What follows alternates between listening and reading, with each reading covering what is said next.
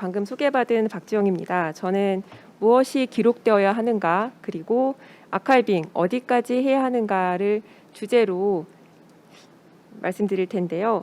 아마 기억의 세계에서 기록의 세계로 넘어가면서 이 질문은 항상 우리를 따라다니지 않나 하는 생각이 듭니다. 오늘 제가 말씀드릴 부분은 크게 두 가지가 있는데요. 첫 번째는 지금 현재 우리가 아카이브라는 것을 이야기할 때 떠오르는 그런 이미지나 어떤 생각들에 대해서 나누어 보는 첫 번째 파트입니다. 어떻게 보면 우리가 과거로부터 받은 것들을 어떻게 아카이빙하고 활용하고 있는가를 짧게 논의하는 시간이 될 것 같고요. 두 번째 파트는 아카이빙의 범위와 대상에 대해서 말씀드리려고 하는데요. 이것은 어떻게 보면은 현재와도 관련이 되지만 앞으로 우리가 무엇을 남길 것인가를 이제 정할 때 생각해 보는 그런 내용이라고 생각을 합니다. 네. 첫 번째 부분입니다.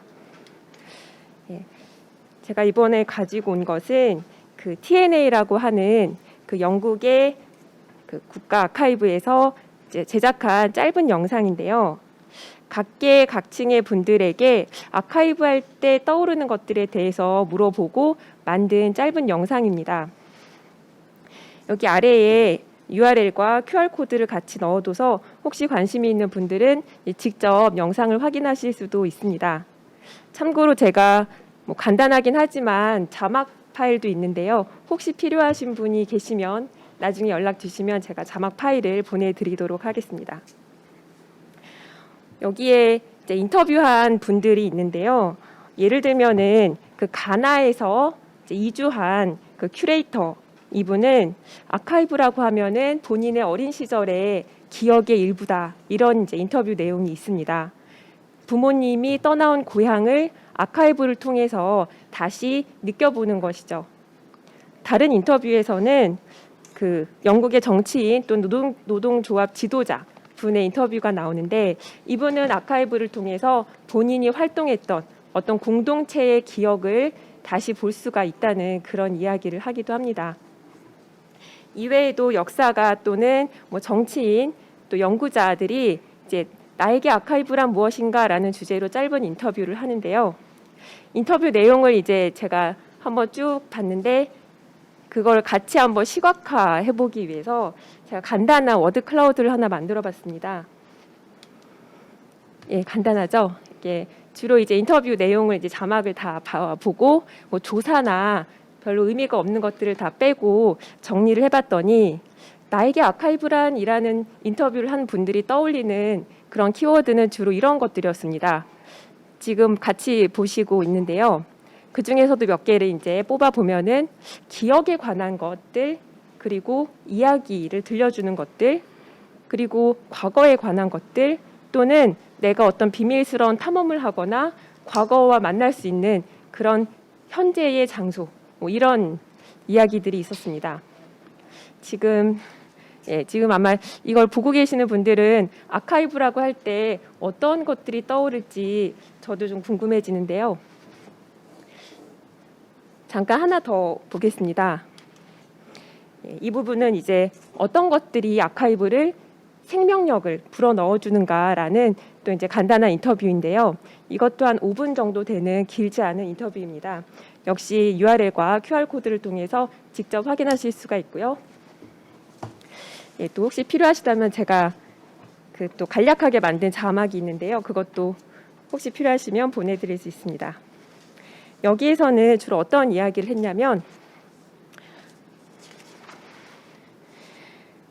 이제 테이트는 이제 예술 분야의 아카이브인데요. 거기에서 이제 직접 이제 아카이브에서 일을 하는 큐레이터 분들 또는 그 아카이브를 이용하는 이용자분들에 대한 그런 인터뷰 내용이 있습니다.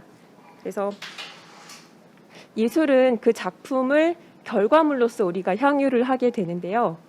테이트 아카이브에서는 그 작품이 나오게 되는 그 이전의 과정들도 함께 볼 수 있는 기회를 제공을 하는 것이죠. 그리고 그 작품을 만든 예술가의 어떤 생각이라던가 예술가의 삶까지도 보여줄 수 있는 이제 그러한 역할을 아카이브가 할 수 있다는 그런 이야기가 나오게 됩니다.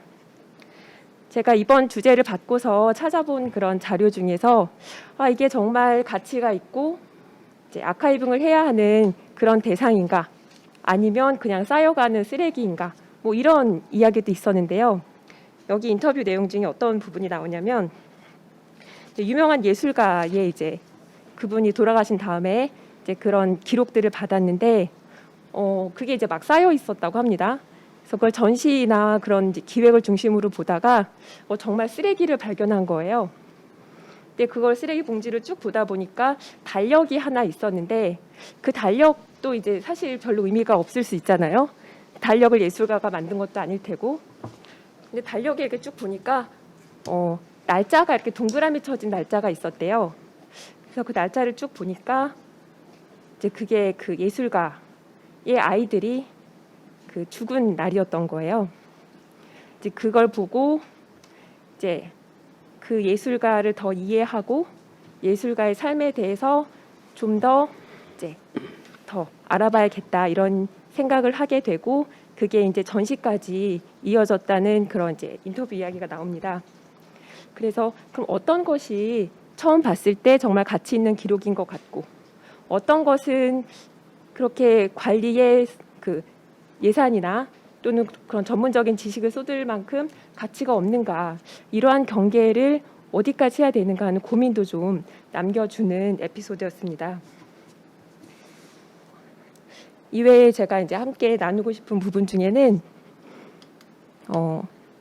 이제 이 아카이브가 있는데요. 이건 제가 예전에 이제 헝가리를 방문했을 때 그 부다페스트 아카이브에서 이제 본 것입니다.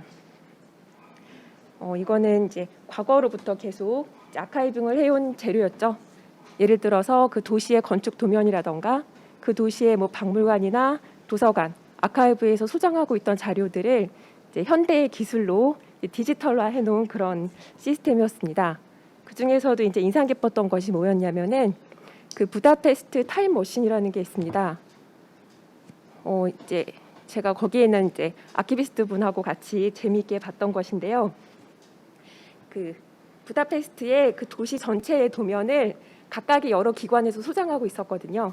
근데 그 여러 기관에서 소장한 도면을 다 모은 다음에 그걸 이제 디지털화해서 그 지도를 만든 거예요. 가상의 도시를. 그래서 뭐 100년 전에 그 어떤 건물이 있었는지, 또 50년 전에는 어떤 건물이 있었는지를 이렇게 가상으로 구축을 해서 마치 그 도시를 100년을 그냥 돌아다니는 것 같은 타임머신을 타는 그런 느낌이었습니다. 그럼 만약에 그 아카이브에서 도면을 관리하지 않았다면, 또는 그 도면이 다 타서 없어졌다면 도시를 복원하는 그런 일들도 굉장히 어려웠겠죠. 이번에는 우리나라의 예시도 하나 가져가 봤는데요. 경기도 메모리라는 것입니다. 아시는 분도 있으실 것 같은데요. 경기도 메모리는 일종의 디지털 아카이브로서 경기도에는 여러 자원 또는 경기도민의 삶을 기록하고 그것들을 이제 공유하는 기능을 하고 있습니다.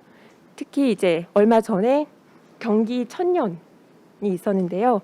그걸 이제 기념으로 해서 전시도 열고 경기도에는 여러 그 시에 있는 기록들을 함께 모아서 이제 조직도 하고 이제 디지털화도 시켜서 이제 그 전시가 끝난 다음에도 우리가 기존의 경기 천년에 대한 모습을 볼 수가 있는 것이죠.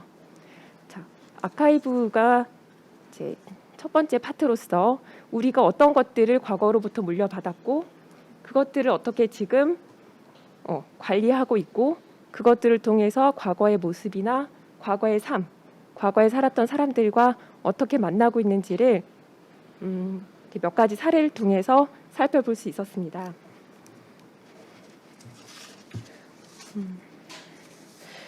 그러면 두 번째 파트인데요. 그럼 지금 우리는 그럼 무엇을 남겨서 무엇을 기록하고 어떠한 사회적인 자원을 쏟아할 것인가, 그런 고민도 될 것 같습니다. 왜냐하면 제가 이제 기록화의 대상, 뭐 아카이빙의 대상, 이런 이야기들을 하는데 사실 기록이라고 하면 크게 세 가지 정도로 나누어 볼 수 있을 것 같습니다. 뭐냐면은 우리가 굳이 만들지 않아도 생기는 것들이 있습니다.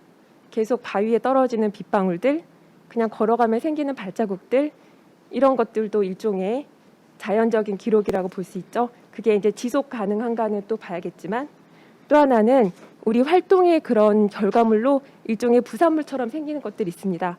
내가 친구한테 편지를 보냈으면 그거는 그냥 기록이라는 개념보다는 어떤 그 생활의 일부인데 그 편지가 남는 것이죠.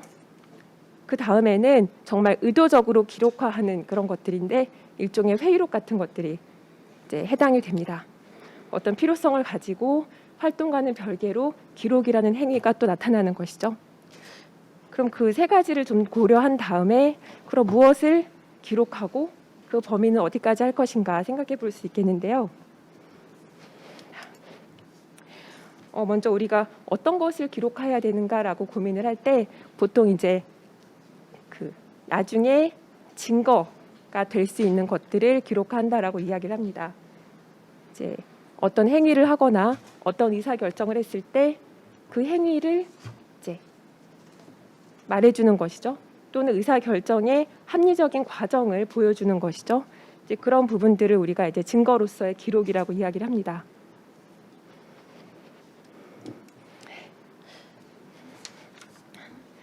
또 한 가지는 이제 정보로서의 기록이 되는데요.